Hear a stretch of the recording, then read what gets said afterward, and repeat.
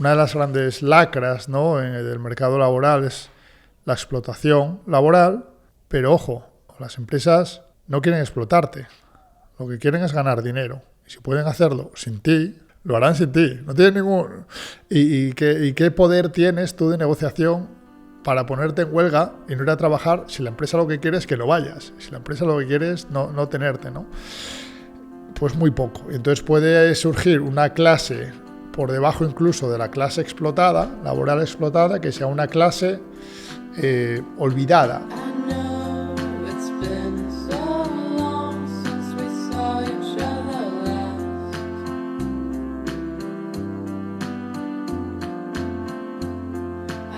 Soy Xavi Sánchez y este es un espacio dedicado a observar, tomar conciencia de cómo vivimos y ver si existe otra forma, otra manera. Hoy estaremos con Pablo Vázquez, ingeniero informático y máster en inteligencia artificial. Hablaremos sobre su libro Tsunami, donde explica cómo comprender, dominar y aprovechar la IA, siendo el mayor cambio tecnológico de nuestra era.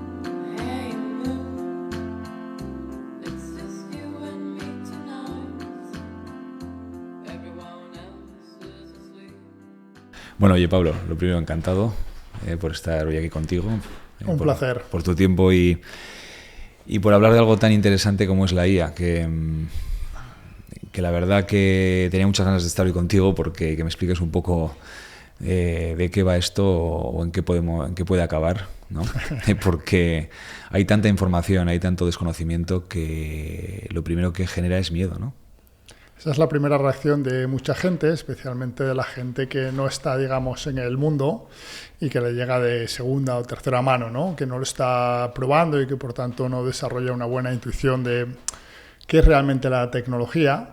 Y bueno, pues es algo muy humano, ¿no? Que el desconocimiento y el miedo suelen ir de la mano. Tendemos a temer lo que no conocemos.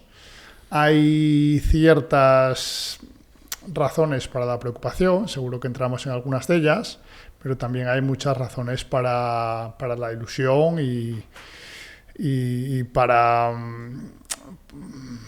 el optimismo, tanto a nivel colectivo como sobre todo individual. Antes de hablar de la IA en concreto, ¿cómo llegas tú hasta aquí? Pues es un viaje como la mayoría de los de la vida, ¿no? Poco planeado y de muchos golpes. Uno hace planes y luego la vida te va un poco poniendo en diferentes situaciones, pero a muy alto nivel. Yo soy de una ciudad pequeñita de Asturias, acabé trabajando en Madrid como consultor, sin ninguna vocación especial, me parecía que era algo, pues es el típico trabajo seguro, que tiene salida, ¿no? Y que te da cierta opcionalidad, oye, tú empieza por aquí y luego ya se verá. Y era un poco como la opción por defecto, la verdad, pero empecé a trabajar pues 15 días antes de que quebrara Lehman Brothers, que fue como el momento de explosión de la crisis del 2008, y no tardé en darme cuenta de que la situación en general, especialmente en España, pues no era muy boyante y un poco el premio casi a final de año casi parecía que era que no te despidieran, ¿no? Entonces digo, nada, yo me tengo que ir, tengo que hacer algo, tengo que moverme y buscarme la vida en algún otro sitio, ¿no? Y tras un proceso largo, pues acabé en Nueva York haciendo trabajo, pues, de consultoría de negocio, un poquito diferente a lo que estaba haciendo aquí. Y estuve allí pues unos 10, 12 años, depende cómo lo veas. Allí me pilló el COVID y con el COVID pues se juntaron una serie de factores, pero la historia larga resumida es que acabé dejando el trabajo, viajando alrededor del mundo, pues tomando una pausa que yo creía que por aquel entonces era bien merecida, coincidió con mi 40 cumpleaños y un poco con idea de tomarme un tiempo. No sé si un tiempo, no sabía por aquel entonces si un tiempo sería meses o años. ¿Eso a raíz del COVID? Bueno, el COVID fue un poco un momento junto con circunstancias personales. Yo pasé por un divorcio, estaba muy quemado en el trabajo. Es un trabajo que te da mucho, pero también te quema mucho. Y esa circunstancia o esa combinación de factores personales, profesionales, colectivos con el COVID, que yo creo que a todos nos dio también el espacio y el tiempo para pensar, para mirar hacia adentro, para hacernos preguntas que a lo mejor en el día a día no tenemos tiempo a hacernos. Y un poco en ese contexto, pues allá por 2020 ya tenía totalmente tomada la decisión de que iba a dejar el trabajo, pero es un trabajo pues que que se ganaba bien, es un tren que va rápido, y dije, bueno, pues a lo mejor bajarse de este tren ahora mismo es prematuro, lo que tengo que hacer es, oye, aguantar unos años más, y en 2023 hacía 40 años, y me pareció como un buen hito para cambiar de vida, ¿no? Dejarlo todo y cambiar de vida. Entonces, finales del 22, efectivamente, lo dejé todo, mi cumpleaños era en febrero, y pues estuve viajando unos meses en los que yo básicamente mi ilusión, mi plan inicial, que por supuesto también cambió, pero mi plan inicial, entre comillas, era bajarme un poco del mundo. Es, oye, yo económicamente estoy en una posición en la que más o menos estoy cubierto y yo lo que quiero es bajarme del mundo y dedicarme pues a la lectura, a la contemplación, a la meditación, la vida tranquila, y a mí ya no me interesa gran cosa. Pero bueno. Estabas, me imagino que después de tanto, porque dices, ¿no? Primero Madrid, luego Nueva York, que es un salto gigante, es una ciudad que va a un ritmo bestial, que te come, ¿no? Sí. Que te come. Me imagino que años y años de mucho estrés y mucha intensidad, ¿no? Sí, efectivamente. Y más allá de eso, y de mucho trabajo, de mucho viaje, te machaca físicamente, mentalmente, emocionalmente. Pero más allá de eso, la sensación de que no es el camino. Porque si piensas que es el camino, pues te dejas un poco la vida, ¿no? Pero cuando todo parece indicar que no es el camino, y cuando tú miras a gente que está más allá que tú en el camino y no te dicen un poco que no es por ahí, pues no cabe otro remedio, ¿no? Que en algún momento que parar, que hacerte, pues eso, preguntas de, oye, ¿qué soy? ¿Qué quiero realmente? Y luego tienes muchos puntos, ¿no? De manera anecdótica, eran muchos puntos que cuando vas mirando hacia atrás, como decía Steve Jobs, se van conectando. Y yo un libro que en su momento me marcó mucho, en español no sé si llegó a traducir, pero sería algo así como Persiguiendo la luz del día, ¿no? Chasing Daylight, de Eugene O'Kelly, que fue en su momento el CEO de una gran consultora, y se le diagnosticó un cáncer cerebral en el que le daban una esperanza de unos 3 meses de vida. Y el libro empieza esencialmente diciendo, me han diagnosticado con este cáncer, me han dado 3 meses de vida, he sido bendecido. Y hice esto porque fue ese diagnóstico terrible el que le ayudó a escribir el libro, que es el producto de una serie de reflexiones profundas, y se puede resumir un poco en el título. El título es Chasing Daylight, Persiguiendo la luz del día, porque, como este hombre trabajaba mucho, te puedes imaginar, el CEO de una gran consultora, su única gran pasión era el golf, pero como trabajaba mucho y salía muy tarde de la oficina, se iba a jugar con su mujer ya muy tarde en el día. Entonces, en vez de ir jugando los hoyos, lo que sería tradicional por número de hoyos, iba simplemente a aquellos hoyos en los que todavía se veía algo, en los que todavía había luz del día. Y él va contando muchas reflexiones, pero la principal es que al final de una gran vida de éxito material, profesional, de títulos muy bollantes, que cuando su cerebro se empezaba a apagar, al final lo que le quedaba era esos momentos en los que estaba con su mujer jugando al golf y persiguiendo la luz del día. Y este tipo de puntos se van conectando, porque está ese, pero hay más. Y dices, pues si esta gente que está a otro nivel, que está a un nivel superior al que incluso yo puedo aspirar, llega a estas conclusiones. ¿Crees que es necesario, llegado a este punto, ¿no? Y también la decisión tuya de tomar ese tiempo libre, ¿no? ¿Crees que es necesaria una crisis de ese estilo para darse cuenta? Ayuda mucho. Ayuda mucho. No sé quién dijo, ¿no? Que es como que sienta muy mal sufrir, pero sienta muy bien haber sufrido. Creo que hay mucha verdad, ¿no? Cuanto esos procesos de catarsis, es más difícil que te den si te va, entre comillas, bien, o si te va más o menos bien. Creo que esos procesos de catarsis se dan, número uno, por un poco la combinación de siempre, ¿no? Tu entorno y también tú mismo. Yo creo que ya estaba predispuesto, es mi manera un poco de ser y de ver el mundo, pero también obviamente pues mis circunstancias vitales, esa combinación de mi manera de ser con mis circunstancias vitales fueron lo que produjeron ese momento de catarsis y esas decisiones pues vistas desde fuera muy radicales, pero vistas desde dentro de mucho sentido común y en definitiva de cambiar de vida. Y ahora ya por enlazar con tu con tu pregunta me ha llevado un rato, pero por dar un poco el contexto, Sí. cuando yo volví tenía esa página en blanco de, oye, ¿qué voy a hacer yo ahora con mi vida? ¿No? Y no tenía prisa, digo, bueno, voy a tomarme de nuevo un tiempo, no sé cuánto tiempo puede ser. Pues justo al venir 2023 fue cuando explotó todo este tema de la IA generativa. Yo soy ingeniero informático, siempre es una cosa que me llamó la atención. Mi trabajo estaba de forma adyacente, aunque no directamente relacionada con estos temas, y me parecía tremendamente interesante, y no solo interesante, sino con mucho futuro. Digo, ostras, pues el futuro tiene que ir por aquí, porque esto es muy poderoso, tanto a nivel personal como profesional.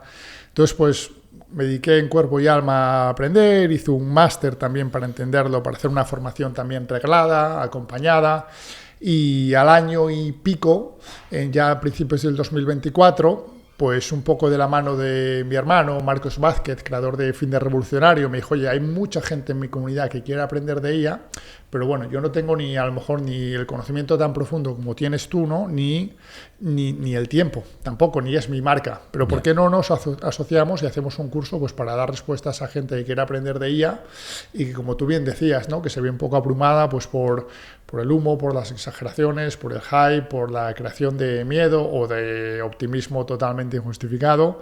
¿Por qué no hacemos algo pues un poco con mi marca, algo claro, sencillo, Sí, fácil de entender para todo el mundo, fácil de entender, ¿no? pero sobre todo honesto, o sea, contarle a la gente un poco lo que hay. Y lo hicimos, fue muy bien, y entonces pues esa nueva plataforma de divulgación sobre inteligencia artificial nació en aquel momento, llamada pues Vida Inteligente, y bajo esa nueva plataforma es donde tengo mis cursos y donde se integra también este nuevo libro, Tsunami. Es muy chulo, me gustó mucho el nombre del proyecto. Sí. De vida inteligente, ¿no? Y de un cambio que va a suponer un cambio total en nuestra forma de vida, ¿no?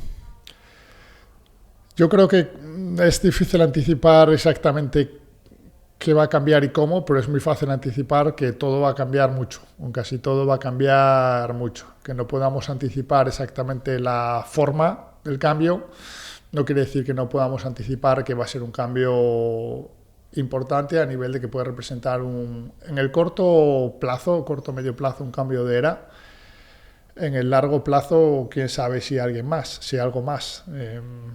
Son muchos los futuros que se pueden abrir. Ya, es que, por ejemplo, en todo el tema tecnológico, ¿no? Que no es mi sector, pero sí que pues siempre me ha gustado cacharrear, ¿no? Con todo el tema electrónico. Digo, joder, si tanto ha avanzado la tecnología en tan poco tiempo, es decir, simplemente el hecho de los móviles, si ha habido tanto cambio desde que yo tenía 16 años y empezaron a sacar los primeros móviles al día de hoy, el cambio que ha habido, va a ser o puede ser de la misma manera esa velocidad que hemos alcanzado en el desarrollo tecnológico, puede seguir manteniéndose. ¿Hasta cuándo, no? Y es que es un poco... Parece que se está incluso acelerando, porque al final esto tiene un componente acumulativo.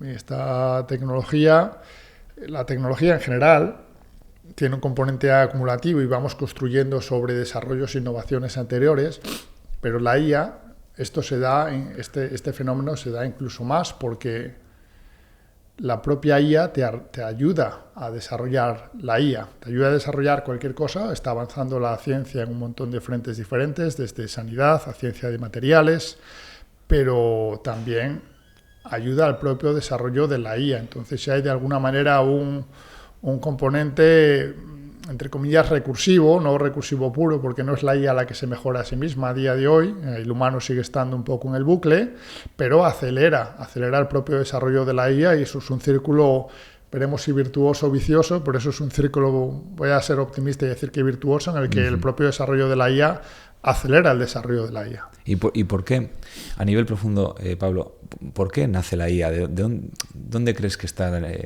esa necesidad de desarrollo, ¿no? A ese nivel?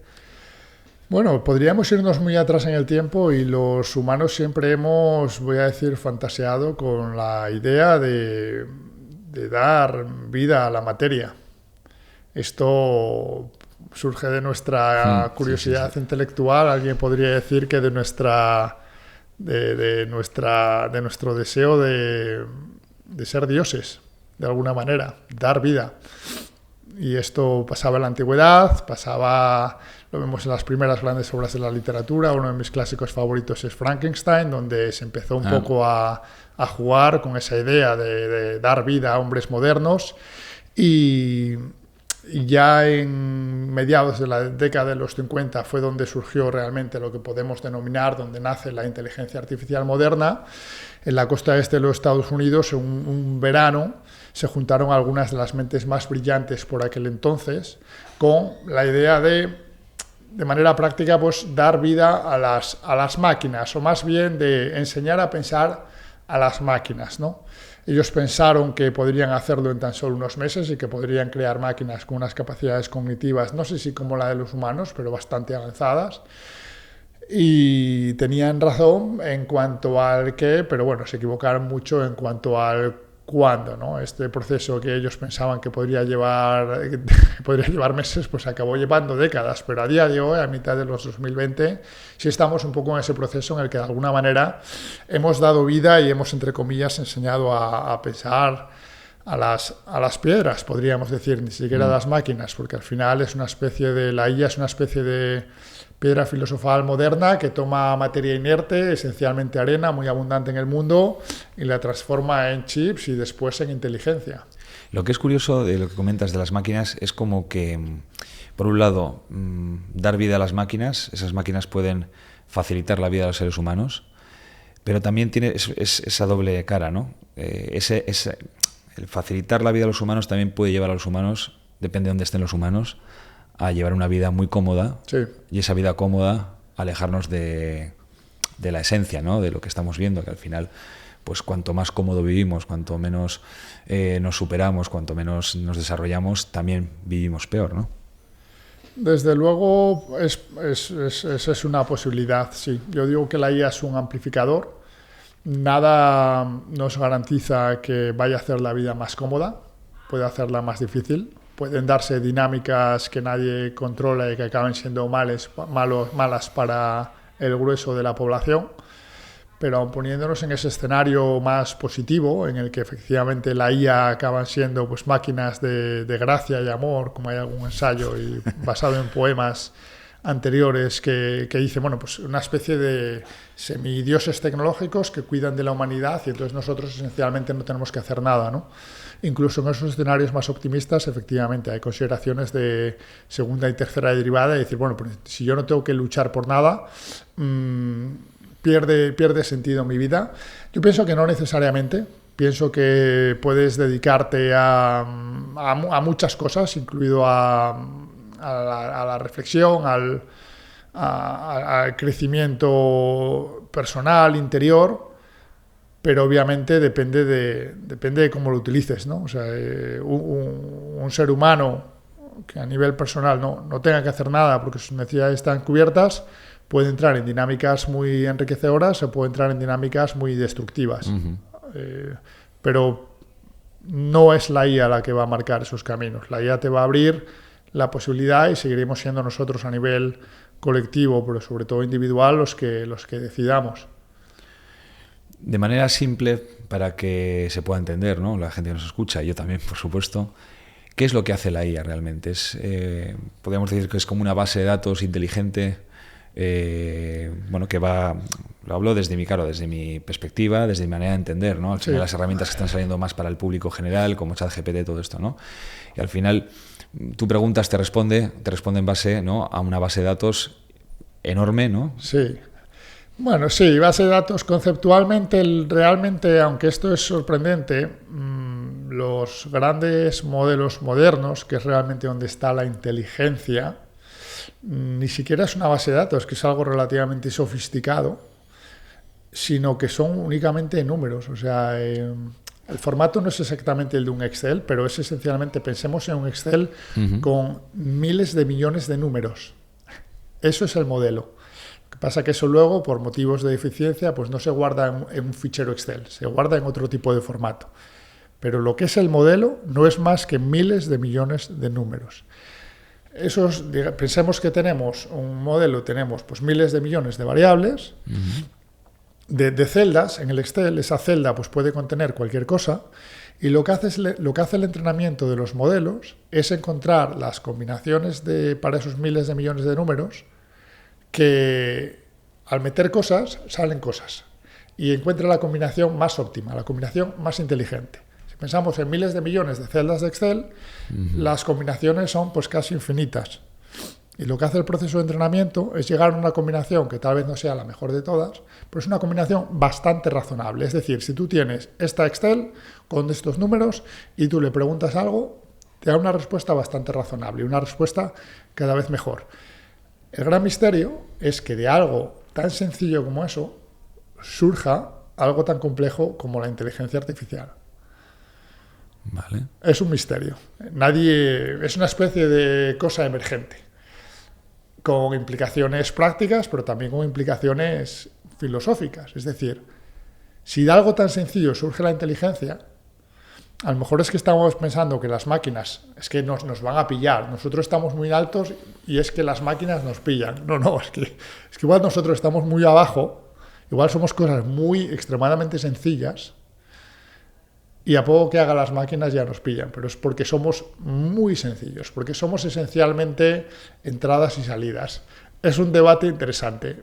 Yo no soy un experto, pero es un debate filosófico interesante, en el que además casi nadie sabe nada, porque no hay una definición clara, consensuada de lo que es la inteligencia, y no tenemos nada claro qué es la conciencia, porque hay solo teorías e hipótesis sobre qué es realmente la conciencia, por qué se originó. Son todo preguntas. Según avanzamos en esta tecnología, tenemos más preguntas que respuestas. Tenemos más preguntas, ¿no? Claro, en este punto la IA también la aplicamos en el día a día, de manera común, como lo estamos haciendo en las herramientas, ¿no? Sí. Lo que yo también he podido ver es que cada vez, no sé si tiene que ver, pero por eso te lo pregunto, cada vez hay puestos de trabajo que se están reduciendo, sobre todo tanto en supermercados como en grandes empresas, ¿no? En las que parece que ya cada vez es más innecesario labores más mecánicos, ¿no? ¿Crees que con la entrada de la IA eso puede suplantar a nivel laboral el trabajo de muchas personas? Y sobre todo, si es así, ¿qué futuro desde tu punto de vista nos puede esperar? Es decir, ¿qué pasa con esa gente que hace labores más mecánicos que quizás pueden ser suplantados porque no requieren de una cercanía, sí, o una conexión tan profunda como la que puede ser pues otro tipo de labores? ¿Qué pasa con ese tipo de puesto de trabajo? ¿Qué hacemos? Hay dos dimensiones, ¿no? A nivel colectivo, la gran pregunta es cuál va a ser el balance neto de creación y destrucción de empleo. A día de hoy no hay ningún dato que soporte las hipótesis más catastrofistas, destrucción de empleo del 60-80%, del 100%, que el empleo será opcional. No hay nada que soporte eso. Eso es pura especulación. Puede darse o puede no darse. Pero cuando tú miras a día de hoy las tasas de desempleo en Estados Unidos, que es uno de los países donde la tecnología está más desarrollada y adoptada, tiene tasas de empleo históricamente bajas. Luego todo lo que estamos viendo son cosas que podríamos decir a día de hoy, calificar de anecdóticas, y el plural de anécdota es anécdotas, no es patrón, no es tendencia siquiera. ¿Va a pasar eso? Por supuesto que va a pasar, ha pasado. Es decir, la destrucción de empleo por parte de la IA en cierta medida no es, o de la automatización, no es nada nuevo, es un fenómeno que se ha venido dando desde la revolución industrial. La IA podría acelerar, número uno, acelerar ese fenómeno, y número dos, llevarlo a áreas donde la automatización más clásica anterior no llegaba. Pero de nuevo, eso solo es una cara de la moneda, ¿no? La otra cara de la moneda es la de la creación de empleo y de otras formas de riqueza.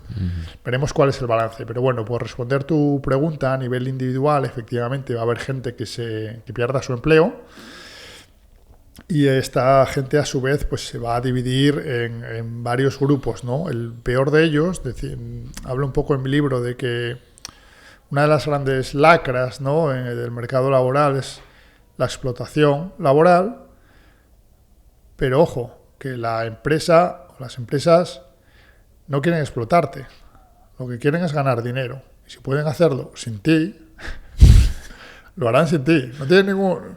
¿Y qué poder tienes tú de negociación para ponerte en huelga y no ir a trabajar si la empresa lo que quiere es que no vayas, si la empresa lo que quiere es no tenerte, ¿no?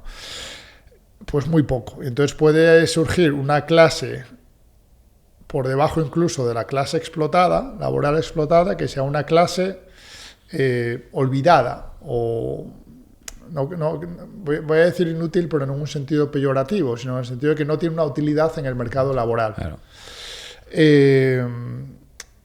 ¿Qué puede hacer esa gente? Pues a ver, dos cosas. Número uno, tratar de esa gente que esté en esa situación o en ese riesgo a día de hoy, obviamente, utilizar la IA, como explico un poco pues en el libro, para o bien elevarte la cadena de valor, aportar más valor dentro de tu puesto de trabajo, si es posible, o zarpar hacia otros mares. Eso es un poco la metáfora del tsunami, ¿no? Que cuando viene el tsunami, pues no te puedes quedar en la playa, tienes que bien o elevarte la cadena de valor, elevarte para tratar de esquivar el golpe, o zarpar, puedes zarpar hacia aguas profundas, donde el tsunami va a ser mucho más fácil de manejar, haciendo un poco la metáfora de hacer algún tipo de pivot laboral.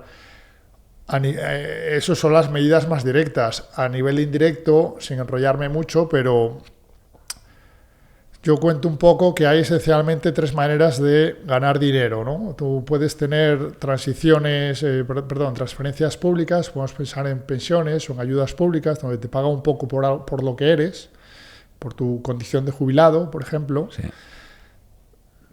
Tú puedes hacer algo, tú puedes recibir el dinero por el trabajo, aquí te pagan un poco por lo que haces, rentas del trabajo, y puedes recibir dinero por activos y cosas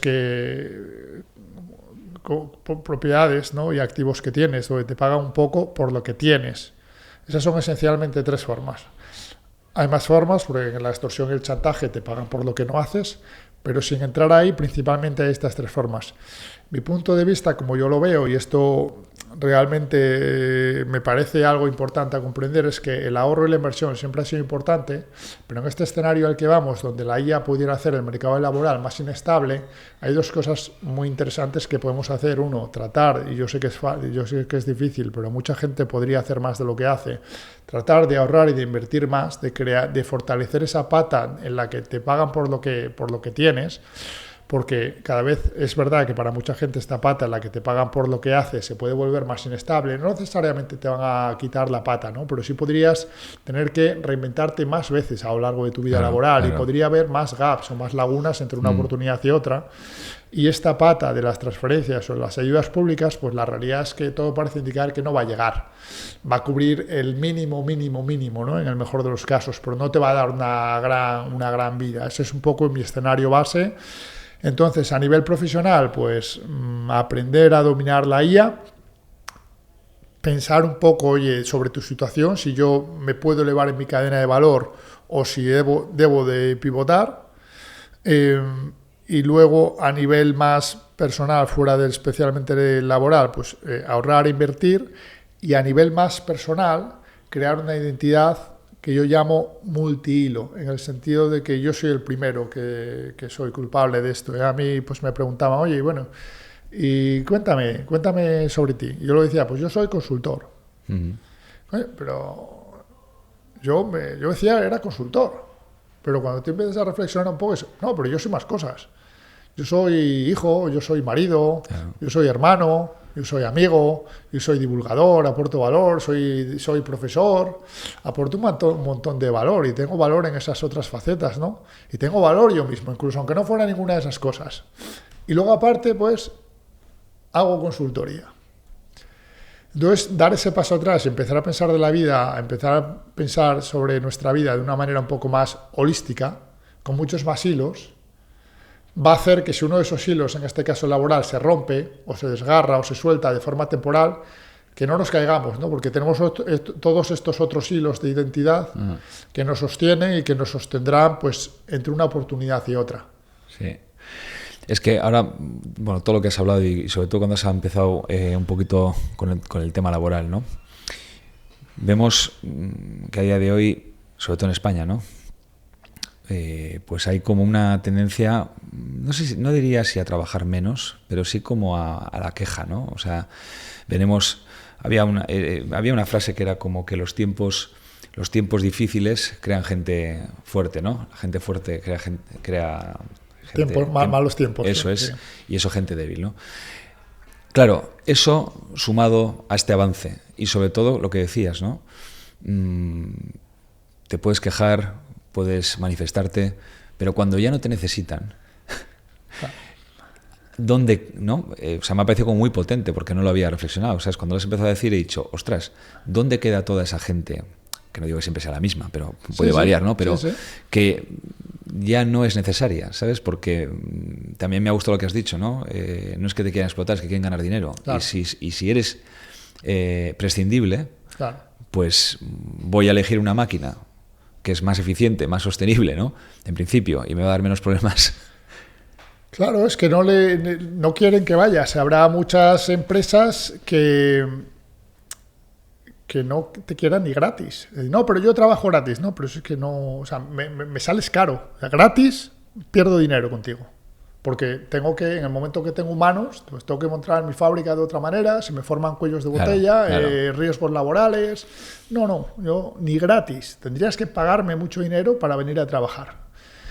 Suena absurdo. Ostras, suena absurdo, pero es así. O sea, no, pensamos, no, pues en el peor de los casos yo trabajo gratis y gano experiencia, no, pero es que gratis sales muy caro, no te quieren. Va a haber escenarios en los que sea así. Es un poco surrealista, pero es así. Pero al final, de nuevo, varias cosas. Mi escenario base no es un escenario en el que se vaya a destruir el 80% del empleo ni el 60% del empleo.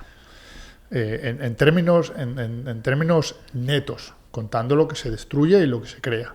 Entonces, pongámonos un escenario en el que se destruya, pues no sé, el 30%, que es una barbaridad, a nivel colectivo. Pero a nivel personal, eso solo quiere decir que tienes que estar en el 70% de arriba.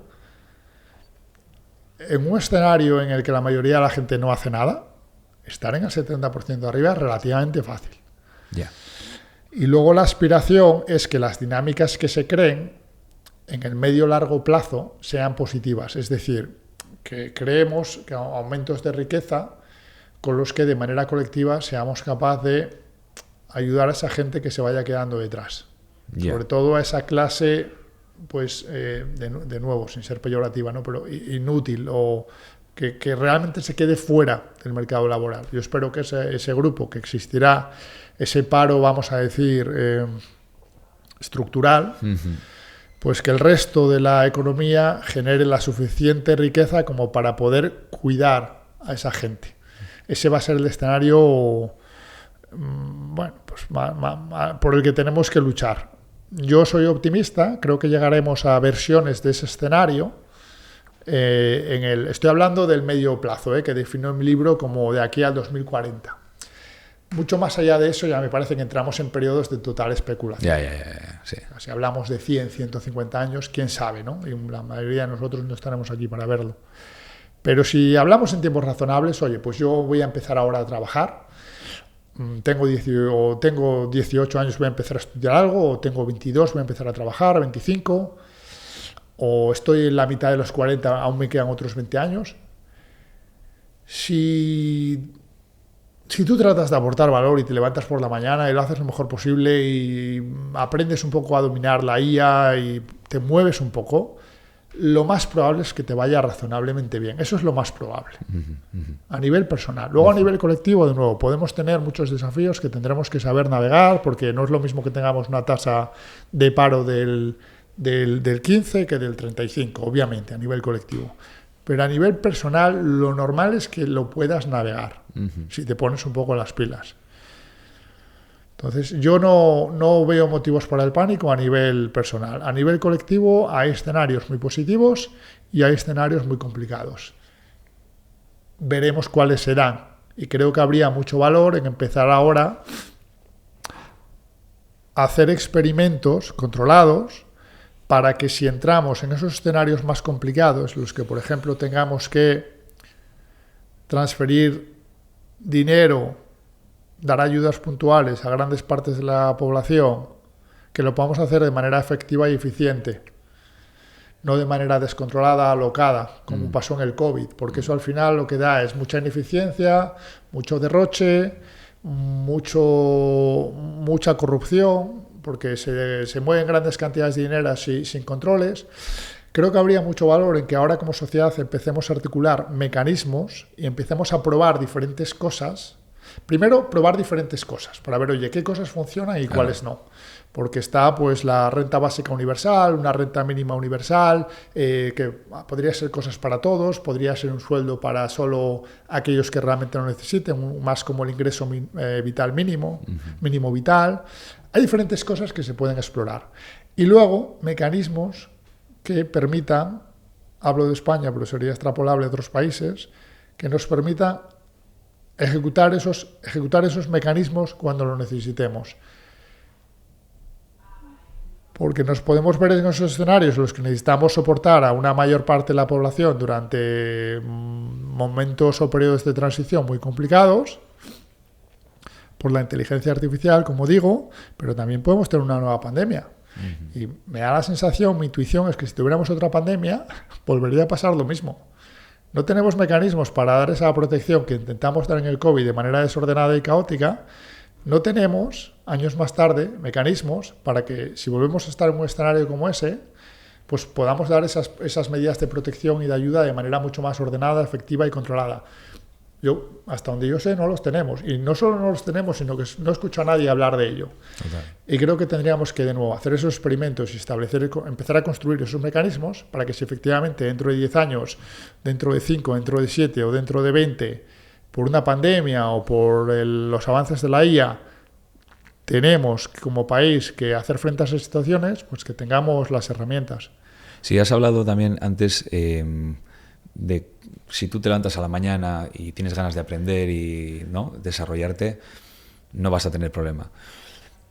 Ha sido un poco tu filosofía de vida. Sí. O sea, me gustaría, antes, cuando has hablado al principio sobre el trabajo de Madrid, luego Nueva York y luego lo dejaste, ¿no? A pesar de, como todo humano, haber pasado momentos de más incertidumbre, momentos más de sufrimiento, más inestabilidad, ¿ha habido alguna práctica física, alimenticia, rutina diaria, que a pesar de todo eso que has vivido, has mantenido desde siempre?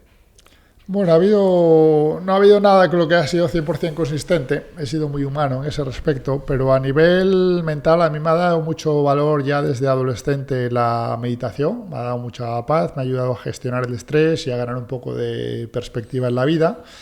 Y a nivel laboral, cosas tan sencillas, y esto es un poco más mentalidad, más que práctica, ¿no? Yo cuando empecé a trabajar, pues yo trabajaba como una bestia, pero a mí me gustaba mucho estos especie de, gente de crecimiento personal de Estados Unidos, como Brian Tracy o Toby Robbins. Toby Robbins, qué mítico. Y hay ciertas cosas como que te quedan a fuego, ¿no? Porque yo escuchaba a Tony Robbins de adolescente, y bueno, de toda esta diáspora de gente, Les Brown, muchos otros, Zig Ziglar, te van quedando mensajes. Y uno que a mí me marcó cuando empecé a trabajar es: tienes que trabajar más de lo que te pagan y en algún momento te pagarán más de lo que trabajas.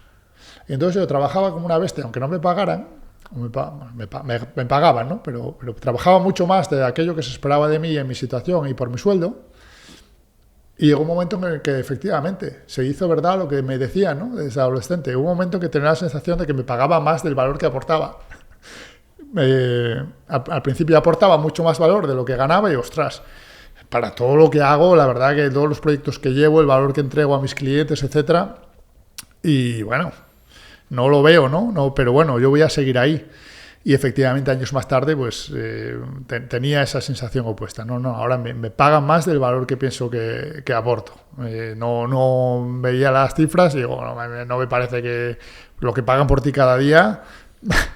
A ver cómo me lo gestiono hoy para aportar este valor, ¿no? Porque literalmente es cada día. O sea, cada día les pasas un poco, entre comillas, la factura. Entonces, ese tipo de cosas que caen más que en la práctica, en la mentalidad y que llevan un tiempo, a mí me resultaron muy útiles. Sí, porque creo que es peligroso que a alguien le paguen mucho haciendo poco, ¿no? Es decir, o que tenga unas condiciones muy buenas inicialmente, aunque pueda parecer que es como ir en contra del valor humano, ¿no? Yo, por ejemplo, es algo que comparto contigo. Yo cuando empecé a trabajar y actualmente lo doy todo, o sea, quiero decir, me gusta aquello que hago, e incluso en lo que no me gustaba tanto, o sea, cuando empecé, me dedico a la preparación física, pero cuando empecé a trabajar en centros deportivos, yo tampoco estaba diciendo si va a ser el centro de mi vida o no, ¿sabes? Pero había como una disposición, quizá también por lo que he visto en casa, mi padre tal, ¿no? Que trabaja, pues ha trabajado siempre mucho, ha sido muy vocacional, lo que le ha gustado, ha puesto mucha pasión y lo ha hecho siempre, ¿sabes? Le he visto siempre levantarse pronto, con una rutina, o sea, con ganas, ¿sabes? Sí. Yo siempre lo he hecho así. Entonces, sí que es cierto que cuando veo gente, y hay gente, no digo todo el mundo, pero hay gente que... Y creo que ahora hay más tendencia a eso, ¿sabes? Como a mucho derecho, pero poco hacer, ¿sabes? Veo que, en el fondo, por mucho que creas que estás ganando, estás perdiendo, porque no te estás desarrollando como humano, o lo que decías antes también, ¿no? Ves gente que hace cosas, pero puedes hacer más. Y no hacer más por ganar o por tener, sino por crecer y desarrollarte. Sí, efectivamente. Sí, yo cuento a veces, ¿no? Que yo le di muchas vueltas a mi logo, más probablemente las que le hubiera haber dado, pero llegué a uno que el momento en el que llegué a ello fue como una musa de inspiración, digo, este es, ¿no? Y es un trébol normal de 3 hojas, donde la 4ª hoja es un corazón. Y mi punto es que es relativamente, es muy difícil encontrar un trébol de 4 hojas, una oportunidad que te caiga del cielo y que sea, ostras, pues esto... Pero es relativamente fácil tener un talento normal, un trabajo normal y ponerle corazón. Y que ese corazón sea esa 4ª hoja que te da suerte, no porque seas mucho mejor que el resto, pero sí porque lo haces mucho mejor que el resto, ¿no? En cualquier circunstancia. Yo ahora tengo la bendición, la santa suerte de que lo que hago me gusta. Me levanto por la mañana ilusionado, un placer levantarme esta mañana y tomarme un café y venir aquí a tener esta charla, es una locura. Sí. Yo lo disfruto. Esta tarde me voy a Nueva York y voy a estar por allí, voy a estar hablando, tengo oportunidades para dar charlas, voy a dar clases, es maravilloso. Es muy bonito. Es muy bonito, pero no siempre fue así. Yo he tenido años muy duros. Yo me levantaba a las 3:30, 4 de la mañana para darme una ducha fría, porque en estos apartamentos viejos de Nueva York el agua tarda un ratito en calentar, y yo me tenía que ir corriendo al aeropuerto para tomarme un vuelo a las 5, 5:30, bueno, estar en el aeropuerto a las 5, para tomarme un vuelo a las 6, para estar en el cliente pues a las 8, 8:30, 9, para preparar las reuniones que empezaban a las 10 y hasta las 1000. Y muchas veces cuando acababas encima pues te tenías que ir a cenar pues con clientes, con compañeros, que por suerte era gente maravillosa a nivel personal, pero estás reventado. Y lo que quieres es irte a dormir y tener un poco de tranquilidad. Y esas cenas pues con clientes al final son una extensión del trabajo, ¿no? Uh-huh. Y así todos los días, uno tras otro, de aquí para allá, cada semana en un sitio diferente, siempre con mucha presión, combinando intereses de clientes, de jefes, del equipo, tus propios intereses personales. Es duro, y eso durante años. Entonces yo decía que me pagaba más de lo que hacía, pero ojo, que yo hacía mucho, ¿eh? O sea, yo me dejaba la vida. Y es duro. Entonces, pues yo soy consciente de que hay circunstancias duras. Hay gente pasando por circunstancias mucho más duras, incluso, por supuesto, que las que yo describo, pero para mí, de manera subjetiva, aquello era duro. Y la solución, pues... Tiene que ser lo que dices, ¿no? Tratar de seguir aportando valor y poniéndole corazón a lo que haces, aunque no te gusta, aunque sea duro, aunque no te importe, hacer como si te importara y ponerle corazón. Y si haces eso, no hay garantías, pero lo normal es que te vaya bien. Es casi seguro, desde luego, que te va a ir mucho mejor. Sí. Que haciendo lo mínimo, porque tú dices, yo cuando consigo trabajar menos de lo que me pagan, me siento más listo, ¿no? Me siento como más... Te estás haciendo muy flaco favor, porque número 1, tú no estás creciendo lo suficiente, podrías crecer mucho más, y número 2, no estás viendo las oportunidades que te llegan cuando tú haces más de lo que deberías, porque eso la gente lo ve. Sí, te movilizas. Muchos más. Claro, pero es que llevas otra manera, o sea, tienes una especie de tambor interno que la gente oye y cuando tú tienes que dar responsabilidad a alguien, pues ¿a quién se lo vas a dar? ¿No? ¿Al que va a medio gas o al que le pone ganas, al que tiene hambre? Pues obviamente al que le pone ganas y tiene hambre. Yo trataba de llegar antes que nadie, desde luego antes que mi jefe a la oficina, y cuando yo tenía una cierta responsabilidad, mi tema era que yo trabajo, o sea, nadie trabaja más que yo en mi equipo. Aunque yo sea el jefe del equipo, nadie trabaja más que yo. Entonces, si yo me voy, con excepciones, nos vamos todos. Con muy pocas excepciones, yo no dejo a nadie atrás. Habrá gente que tenga otras mentalidades, ¿no? Y eso no necesariamente es sano, eso también quema mucho. Se puede gestionar de muchas maneras, pero desde luego mi mentalidad nunca fue, ahora que tengo equipo, ahora no voy a hacer nada. Ahora que lo hagan ellos, ¿no? Yo siempre tengo que intentar hacer más que nadie. Y todas las oportunidades que he tenido en la vida me han venido por eso, sin duda. Por gente que veía que yo le ponía corazón. Sí, por la manera de vivir, lo que decías, el tambor interno, la vitalidad, ¿no? Sí. Todo eso se percibe, o sea, mucho más allá de... Incluso cuando se siente, incluso cuando estás destrozado. Y luego hay momentos... yo recuerdo esto fue aquí en Madrid, pero fue una cosa que cambió mi carrera realmente. Es que yo, por supuesto, pues cometí un error y me llamó mi jefe, poco contento, mi jefe del cliente por aquel entonces, y me metió en el despacho y me dijo lo que opinaba de mi error. Un error, pues no sin ninguna mala intención, pero un error al fin y al cabo, bueno, relativamente serio. Y me metió en el despacho y me dijo un poco, me contó lo que opinaba del error y me miró y dijo, bueno, pues ahora qué hacemos, ¿no? Porque ahora vas a tener que enviar un correo y explicar que lo que acabas de decir, que no lo podemos hacer. Y digo, bueno, hay otra alternativa, que es que yo me quedo trabajando toda la noche y lo que acabamos de decir lo podemos hacer.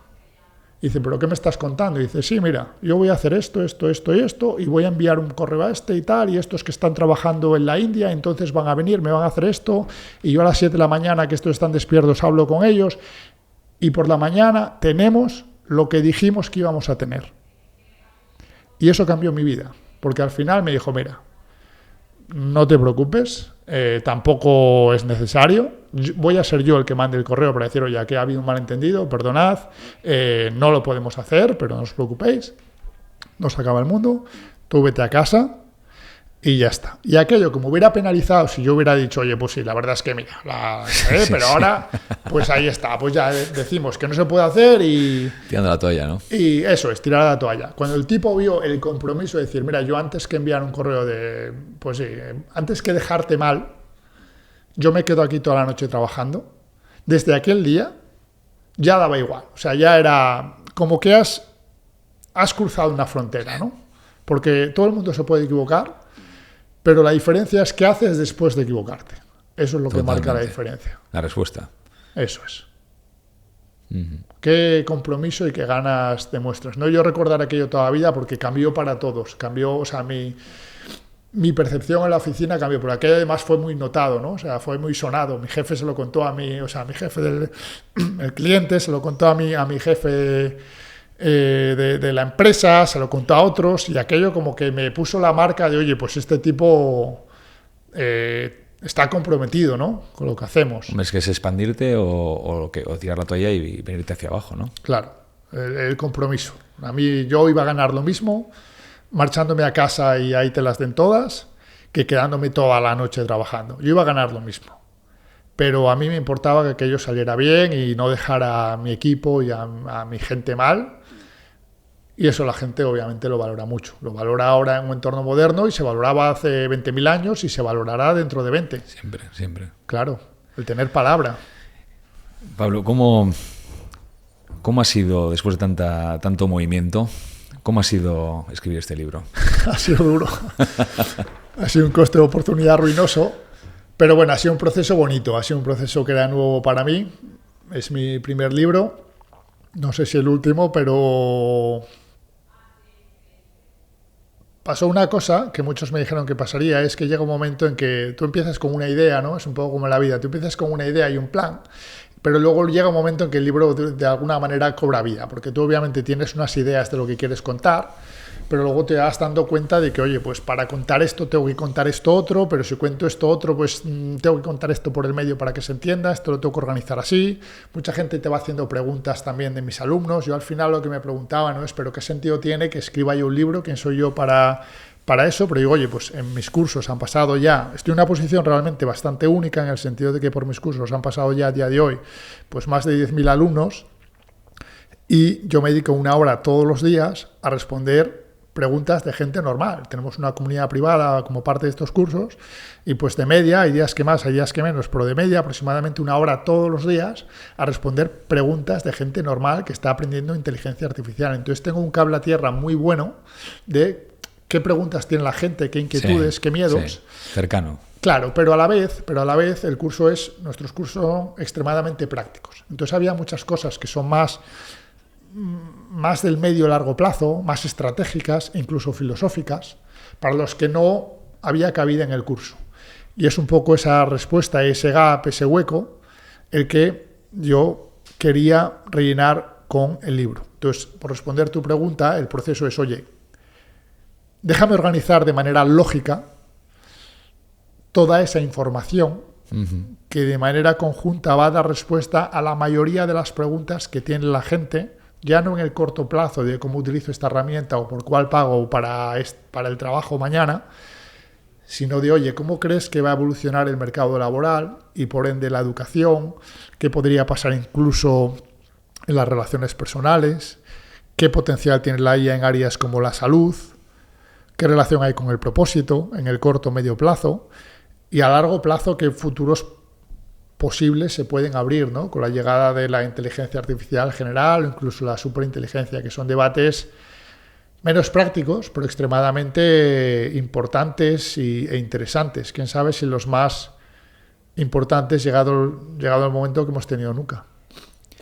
Y, o sea que el público para este libro es público general. Público general. Y tú lo recomiendas para gente que quiera aprender sobre la IA, tener un poco las cosas claras antes de empezar a investigar en este campo. Yo, mi definición de éxito tras leer el libro es que la gente sienta que tiene bastante claridad en lo que es la IA realmente, qué tipo de cosas puede hacer, dónde puede aportar valor y cómo posicionarte para diferentes futuros, ¿no? Porque nadie sabe, la realidad es que nadie sabe a qué futuros nos vamos a dirigir, pero te da un conocimiento que te permite un poco ir viendo las señales y según esos futuros se empiecen a perfilar en el horizonte, ir posicionándote. Eso es todo cuanto podemos hacer.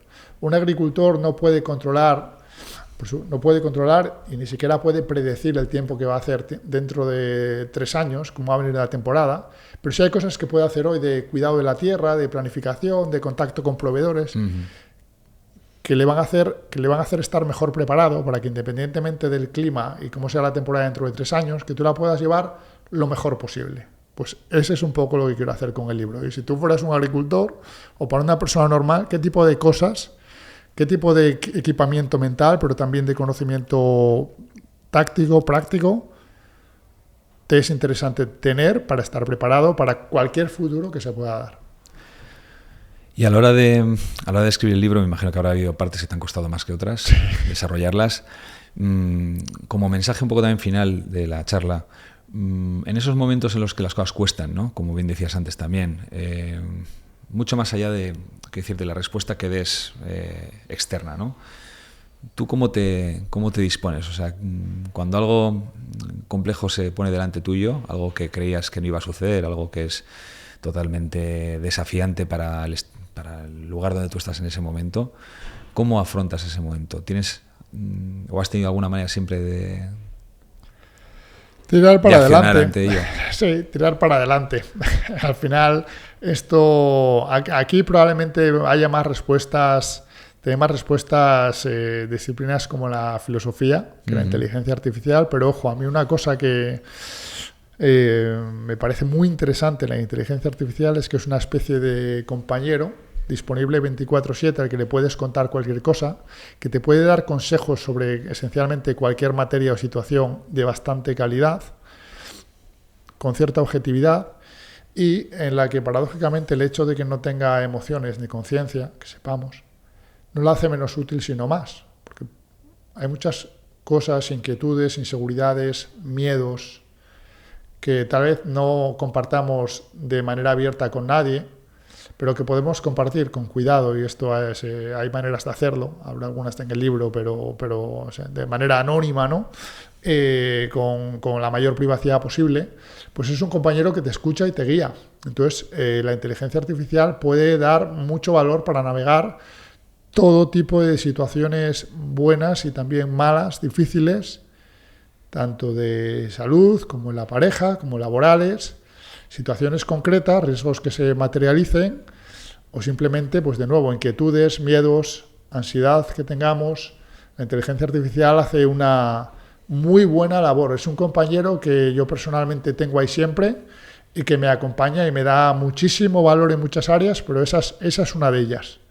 Esa es una de ellas. Un compañero que recorre el camino contigo. ¿Y crees que se puede hacer real el mensaje clásico de la película Terminator, de que la máquina sea dueña del ser humano? La probabilidad no es cero.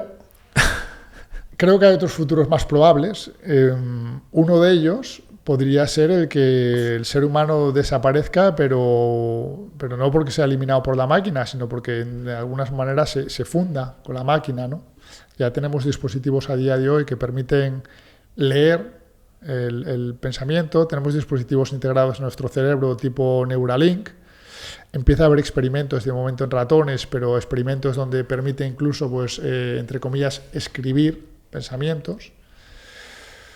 Y si todo esto pues ya entramos en terrenos de la ciencia ficción, ¿no? Pero ¿en qué momento la ciencia ficción se convierte en ciencia? La barrera en algunos casos es la línea es más delgada de lo que podríamos pensar. Y si nosotros nos vamos aumentando, y de nuevo ya hay dispositivos a día de hoy que nos aumentan. De hecho, si nos ponemos un poco filosóficos, podríamos decir que nuestro propio teléfono móvil es una especie de... nos aumenta de alguna manera, nos hace mucho más capaz. Uh-huh. Un ser humano equipado con un móvil es diferente versus un ser humano sin el móvil. Puede hacer más cosas, de alguna manera te aumenta. Bueno, pues a día de hoy es un dispositivo totalmente externo. Podría haber dispositivos alimentados por inteligencia artificial externos que estén en nuestra mano o cada vez más dentro de nosotros. Uh-huh.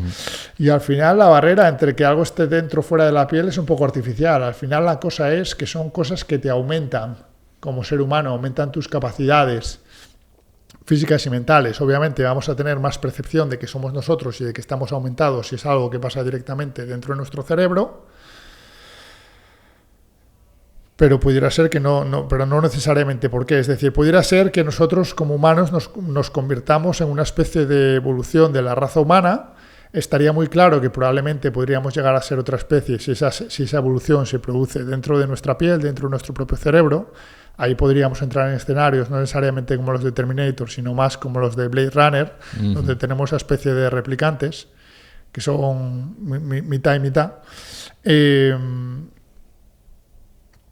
O pudiera ser, sin entrar en escenarios tan de, entre comillas, de ciencia ficción, y como digo, que la IA llega a tener unas capacidades tales que nos haga mucho más capaces de lo que somos hoy sin necesidad de integrarse con nosotros, ¿no? Yo no veo caminos por los cuales vayamos a llegar a esos escenarios más catastrofistas donde las máquinas acaben con nosotros. La probabilidad no es cero, pero dentro del mundo de probabilidades me preocuparía por otras cosas. Total. Bueno, veremos lo que la vida nos depara. Muchísimas gracias, Pablo, por tu tiempo. Mil gracias. Y enhorabuena por el libro que, muy interesante, sobre todo para gente en un nivel como el mío, que decir que no sabe muy bien lo que es y quiere aprender pues hacia dónde ir, cómo usarla, qué posibilidades tenemos con ello. Gracias por esta oportunidad. No, hombre, mil gracias por la invitación, Xavi, un placer. Gracias, tío.